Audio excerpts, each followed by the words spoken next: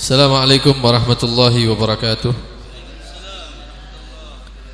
Bismillah walhamdulillah, wassalatu wassalamu ala rasulillah Sayyidina Maulana Muhammad ibn Abdullah wa ala alihi wa sahbihi wa man walah, wa la hawla wa la quwwata illa billah, amma ba'd. Alhamdulillah, kembali dipertemukan oleh Allah subhanahu wa ta'ala dalam majlis ilmu. Mudah-mudahan Allah subhanahu wa ta'ala menerima amal-amal kita. Mudah-mudahan dibalas oleh Allah subhanahu wa ta'ala dengan pahala yang besar. Amin, Allahumma amin. Hadirin hadirat yang dirahmati Allah subhanahu wa ta'ala, melanjutkan pembacaan kitab Bidayatul Hidayah karya Al-Imamul Ghazali. Di pertemuan sebelumnya sudah kita jelaskan tentang adab masuk ke kamar mandi, di antaranya mendahulukan kaki kiri, kemudian tidak membawa sesuatu nama-nama tulisan yang diagungkan oleh syariat, seperti nama Allah atau nama-nama Allah yang lain, Asmaul Husna, nama Nabi Muhammad SAW, atau nama-nama Nabi yang lain, kemudian orang-orang yang soleh, para sahabat dan seterusnya. Ini dilarang untuk dibawa masuk ke kamar mandi. Nah, juga termasuk sunnah, hendaknya ketika masuk kamar mandi itu menutup kepala, juga memakai alas kaki, pakai sandal, kelompen misalnya. Sebelum masuk kamar mandi membaca doa Bismillah, a'udzubillah minar rijzin najis al-khabithil mukhbith asyaitanir rajim, atau doa yang biasa dipakai ya, a'udzubillahi minal khubuthi wal khaba'ith juga boleh. Ini yang kita jelaskan di pertemuan sebelumnya. Malam hari ini kita lanjutkan. Beliau berkata, wa indal khuruj, ketika keluar dari kamar mandi, sudah selesai keluar dari kamar mandi, maka yang pertama kali keluar adalah kaki kanan. Setelah keluar dari kamar mandi, mengucapkan ghufranaka, ghufranaka, ghufranaka 3 kali. Ghufranak itu artinya memohon ampun kepada Allah subhanahu wa ta'ala. Ya, mungkin karena terputus daripada zikir ketika di kamar mandi, kita mohon ampun kepada Allah subhanahu wa ta'ala. Memohon ampun kepada Engkau ya Allah. Kemudian dilanjutkan doa alhamdulillah, segala puji bagi Allah, alladzi yang azhaba, menghilangkan, anni dariku, ma yu'zini, sesuatu yang bisa mengganggu badanku. Dikeluarkan oleh Allah subhanahu wa ta'ala, baik berupa air seni, air kencing, ataupun berupa kotoran. Karena kalau manusia itu tidak keluar air seninya beberapa hari, atau tidak bisa buang air besar beberapa hari, seminggu misalnya, ini membahayakan ya, sampai minum ini minum itu misalnya, supaya lancar. Atau orang-orang umum biasanya mengkonsumsi pepaya ya, kates. Tujuannya apa? Supaya keluar kotoran yang ada di dalam badan. Karena kalau tetap di dalam ini membahayakan. Siapa yang mengeluarkan itu, hal-hal yang membahayakan ini, Allah subhanahu wa ta'ala. Dan ini nikmat yang mengharuskan kita memuji, syukur kepada Allah subhanahu. Alhamdulillah, segala puji bagi Allah. Alladzi azhaba anni ma yu'zini, yang telah mengeluarkan dari badanku ini sesuatu, kalau diem terus di dalam itu bisa membahayakan. Apakah yang kita makan itu keluar persis seperti masuknya? Enggak. Makan pecel keluar pecel, ya enggak. Makan rawon keluar rawon misalnya. Minum es Misal jus jambu, kencingnya jus jambu, enggak. Tapi ada proses. Yang bermanfaat diambil oleh badan, dan ini bukan usaha kita, Allah semua yang menjalankan itu. Kita cuman diem aja ya. Allah yang menjalankan semua. Yang bermanfaat diambil oleh badan, sisanya dikeluarkan oleh Allah Subhanahu wa taala. Wa abqa fiyya, dan membiarkan di dalam badanku ma yanfa'uni, sesuatu yang memberikan manfaat untuk badan. Dari makanan yang masuk, minuman yang masuk, diambil manfaatnya oleh Allah, diberikan ke jasad kita, sisanya dikeluarkan oleh Allah Subhanahu wa taala. Kita punya Tuhan ini luar biasa. Kadang di saat kita sudah tidak perhatian pada jasad kita sendiri, itu Allah masih memperhatikan jasad manusia ini. Kita kalau sudah tidur, ya itu tidak sadar. Bayangkan kalau ada orang tidur, mari ngono jantungnya mandek, ya mati kabeh ini orang segini banyak.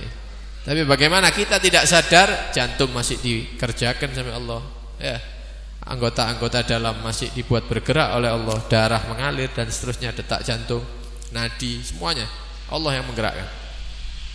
Karena itu kita harus cinta kepada Allah Subhanahu wa taala melebihi dari apapun. Ya. Taib. Wa yambaghi, dan dianjurkan an tu'idda, menyiapkan an-nubal. An-nubal ini batu yang disiapkan untuk cebok. Mungkin hari ini jarang yang pakai ini ya. Istinja pakai batu. Kalau dahulu banyak yang pakai. Jadi orang dulu itu istinjaknya kalau tidak pakai batu, ya pakai air. Atau yang paling utama afdol menggabung. Setelah pakai batu diikuti dengan air. Sebelum masuk kamar mandi mau buang air, siapkan batunya dulu. Qabla qada'il hajah, sebelum kita buang air. Ini menandakan sempurnanya akal. Sesuatu yang kita butuhkan disediakan dulu. Ojo wis buang air besar mari ngono bingung dolek watu. Ya. Begitu juga air, terutama kalau di tempat-tempat yang baru, bukan tempat kita, bukan rumah kita. Kamar mandinya masjid atau tamu ke rumahnya orang, namu. Jangan masuk kamar mandi tiba-tiba buang air kecil atau buang air besar. Dicek dulu airnya keluar apa enggak. Durung apa-apa wis dodok misalnya. Setelah itu udah ada airnya. Ayo, apel apa kan? Mari ngono ngerepoti sohibul bed. Yang punya rumah direpoti ya. Pak, Mas, airnya mati, bisa minta air 1 ember. Loh. Dicek dulu. Walaupun us kebelet. Ya, dibuka dulu kerannya, biarkan beberapa detik. Kadang-kadang dibuka, diluk tok muru biar mati. Dibuka dulu. Oh lancar, baru kita buang air. Kalau enggak, jangan buang air dulu.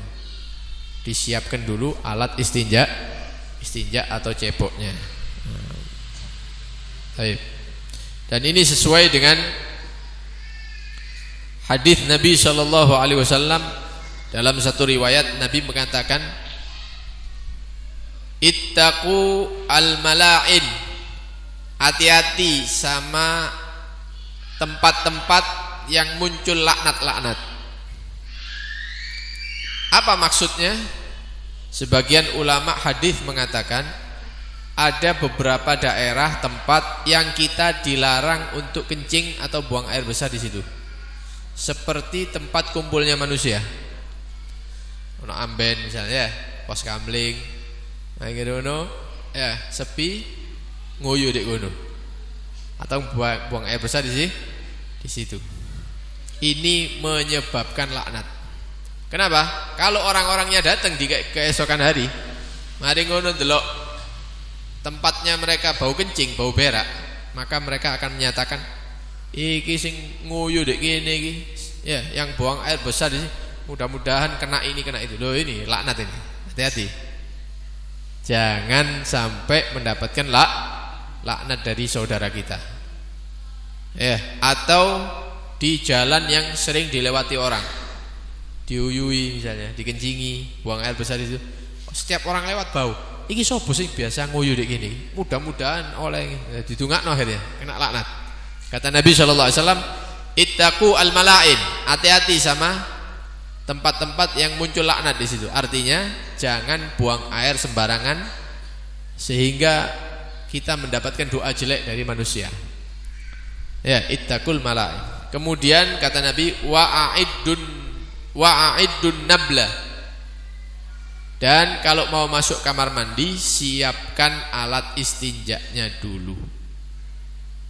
Berarti Imam Ghazali ini ngajari bukan dari pikirannya sendiri, tapi dari hadisnya Nabi Shallallahu Alaihi. Disiapkan dulu, batunya disiapkan, airnya dicek dulu, baru kita buang air di kamar mandi tersebut. Nah. Kemudian wa antastabri'a minal baul bitanahnuh. Termasuk sunnah Nabi SAW, ketika kita buang air kecil, kencing, hendaknya istibro. Istibro kalau di bahasa Indonesia kan itu air kencingnya itu dituntaskan. Sekiranya keluar dari kamar mandi tidak keluar lagi sisa-sisanya. Wis kencing, wis metu kabeh. Nah, istibro. Caranya macam-macam. Setiap orang punya cara masing-masing. Ada yang dengan dehem. Di dalam kamar mandi setelah kencing, mari ngono 3 kali. Otomatis kalau dehem dengan cara seperti itu, perut itu gerak. Ada tekanan. Maka sisa-sisa yang ada di kemaluan itu akan keluar sedikit-sedikit. Mungkin netes, 1 tetes, 2 tetes. Itu namanya istibro. Saya tidak biasa dehem. Loh, biasanya bagaimana? Mukul-mukul perut misalnya. Wetenge dipukul-pukul 3 kali misalnya. Baru sisa kencingnya sedikit itu keluar. Nah, boleh, itu sunnah. Oh, saya tidak seperti itu saya Ya, apa caranya? Gerak-gerak seperti rukuk. Mari ngoyo, kepingin sisanya keluar, biasanya dia gini-gini misalnya. Nah, ketika gini sedikit keluar, ceret misalnya keluar sisa-sisa. Nah, boleh, sunnah itu. Dengan cara apapun. Saya tidak bisa seperti itu. Caranya gimana? Jalan-jalan di kamar mandi. Jalan-jalan berapa langkah nanti keluar sisa kencingnya. Ya boleh dilakukan. Yakhtalif bikhtilafin nas. Caranya sesuai dengan manusia masing-masing kebiasaannya. Yang penting ojo gelundung-gelundung di jeding ya. Caranya masing-masing, boleh, itu sunnah. Yang penting sisa-sisa kencingnya keluar. Baik. Karena ada hadis Nabi SAW yang menyatakan ammatu azabil gabri minal bol. Sebagian besar azabnya orang itu di kuburannya, disiksa sama Allah karena kalau kencing itu tidak tuntas. Sehingga dia melangkah di kamar mandi, keluar dari kamar mandi, ternyata kencingnya keluar lagi, mengenai pahanya, mengenai pakaiannya. Dia sholat tidak sah, dia pakai pakaian itu najis, sholat di hari itu tidak sah. Kalau pakaian itu dipakai 2 hari tidak sah. Karena tidak tahu padahal di daerahnya banyak ustadz. Kenapa tidak hadir majelis ilmu pengajian? Kenapa tidak tanya? Ini orang-orang seperti ini nanti disiksa di kuburnya. Karena itu penting untuk istibro. Kalau kencing itu yang tuntas. Tapi ya jangan was-was. Sopo dek jeding udah betul-betul. Mulai jam 7 bang sampai jam 8. Ya jangan. Tidak usah berlebihan begitu ya. Tidak usah was-was. Yang penting kita sudah melakukan tanahnuh dengan dehem dan semisalnya. Kemudian melakukan cara-cara yang selanjutnya diajarkan oleh Nabi SAW, yaitu wan natri salasan wa imraril yadil yusra ala asfalil ghadib. setelah dehem atau mukul perut atau apa misalnya, maka tangan kirinya, telunjuk dan jempolnya, ini bagi laki-laki ya, diarahkan ke bagian bawah kemaluannya, paling ujung mendekati dubur. Ya. Kemudian dipegang, yang ini pegang bawah, yang ini pegang atas, diurut, tapi tidak usah keras-keras karena menyebabkan impoten. Pelan aja biasa. Karena itu ada alirannya. Diurut ke depan pelan. Seret, diulang lagi 2 kali, diulang lagi 3 kali. Sesuai dengan hadis Nabi sallallahu alaihi wasallam. Ya. Wal yantiru, kalau tidak salah hadisnya, salasan, hendaknya melakukan nater 3 kali. Ya, nater yang kita gambarkan tadi itu. Ya. Pas di batang zakarnya. Jadi yang telunjuk ini ke bawah. Karena kalau kita teliti ya, batang mohon maaf ya, kita bukan porno, bukan. Karena masalah sperma, mani, masalah memegang kemaluan dan lain-lain, ini termasuk ilmu agama. Bahkan sahabat itu tanya sama Rasulullah, menyatakan, ya Rasulullah, innallaha la yastahyi minal haq. Wahai Rasul, Allah itu tidak malu menjelaskan sesuatu yang hak, yang benar pokoknya. Maka dia bertanya, ini perempuan ini yang tanya sama Rasulullah ini. Katanya Nabi, silakan mau tanya apa? Apakah perempuan itu kalau keluar mani dia wajib mandi juga seperti laki-laki? Maka Nabi SAW mengatakan, ya, kapan perempuan melihat sperma mani keluar dari kemaluannya dia, maka dia juga wajib mandi seperti laki-laki. Jadi perkara-perkara yang seperti ini bukan porno. Ya, karena ini ilmu syariah. Kalau harus dijelaskan, dijelaskan. Kalau harus ditanyakan, ditanyakan. Baik. Jadi kalau kita mau meneliti kemaluan laki-laki, itu batangnya itu sampai belakang. Kalau dipegang itu sampai belakang. Jadi dubur itu di bawah itu masih batang itu sampai sana. Jadi telunjuk ini ke belakang, ngurut dari belakang.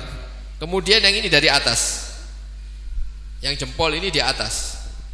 Tak gambar dong ini, ya. Nah, ini di belakang, ini di atas. Dijalankan pelan sampai ujung.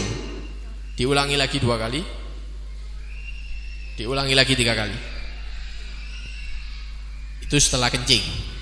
Ya, setelah kencing. Jadi setelah dia itu dehem 3 kali, kemudian dilakukan seperti itu, sesuai dengan hadis Nabi sallallahu alaihi wasallam. Baik. Kemudian wa in kunta fis sahra, kadang-kadang kita ini dihadapkan dengan keadaan harus buang air di tempat yang terbuka. Tidak ada tempat lagi, sudah waktunya keluar, ya, sudah waktunya keluar.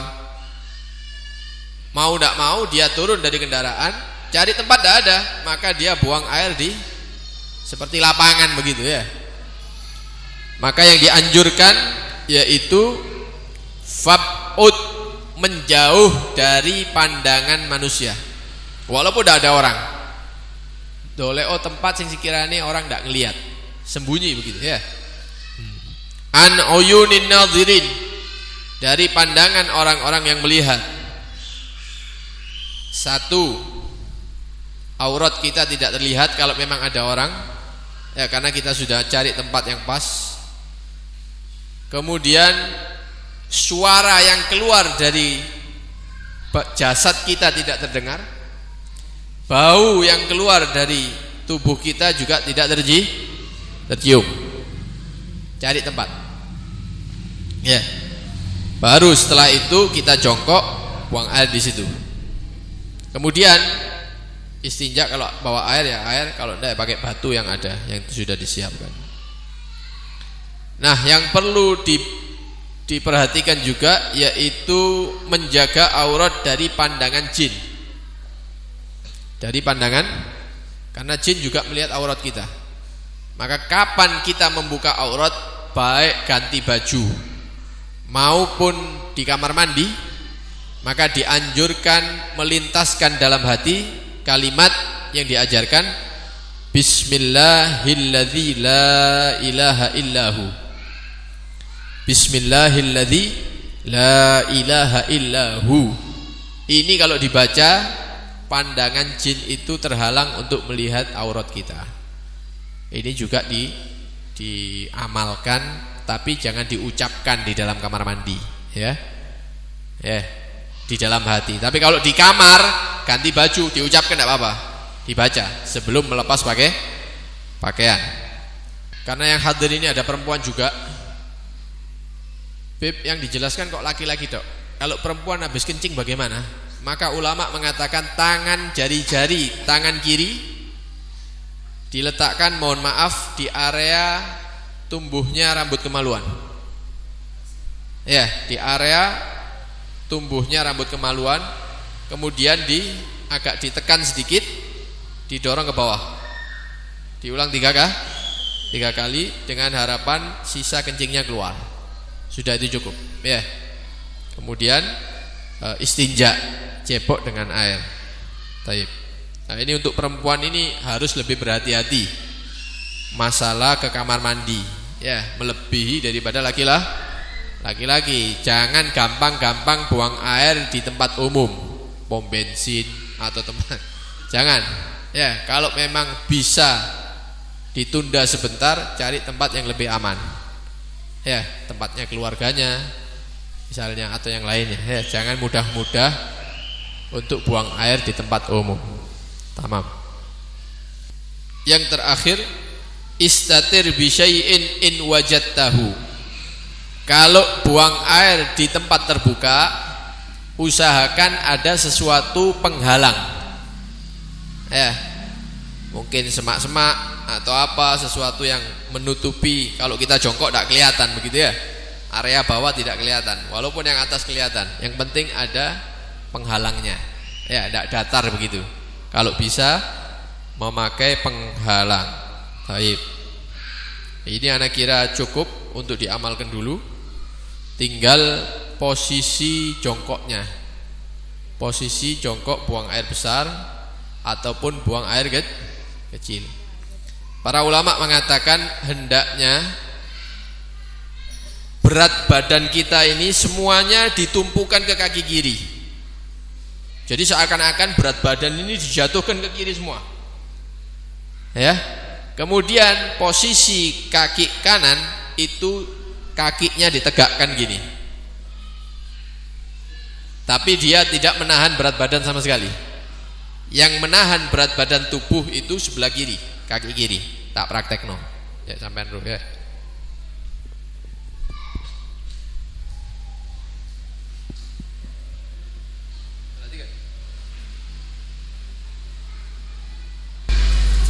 Jongkok, ya, jongkok gini, yang ini diangkat, ya, yang ini berat badan semua ditumpukan ke kiri. Nah, ini diangkat, sama-sama jinjit ya, sama-sama. Berat badannya ke kiri. Jadi area perut ini tidak tertekan, yang kanan, yang tertekan yang kiri. Nah, ini kata para ulama, diteliti memang lebih mudah untuk mengeluarkan isi kotorannya, kencing maupun berak sama. Jadi tumpuannya ke kiri semua. Sekarang ini orang-orang di luar Islam berusaha supaya kita ini jauh daripada sunnah Nabi. Akhirnya dimunculkan kloset, buang air dengan duduk.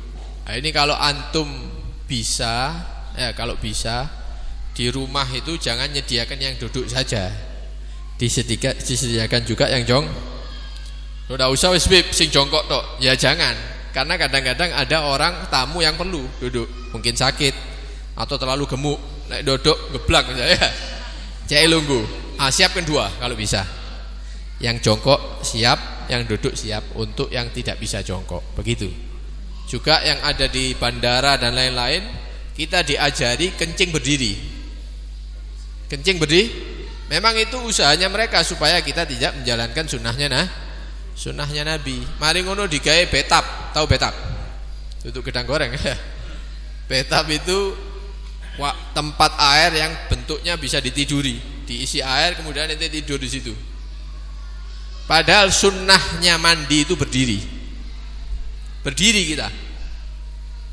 Jangan mau dibohongi.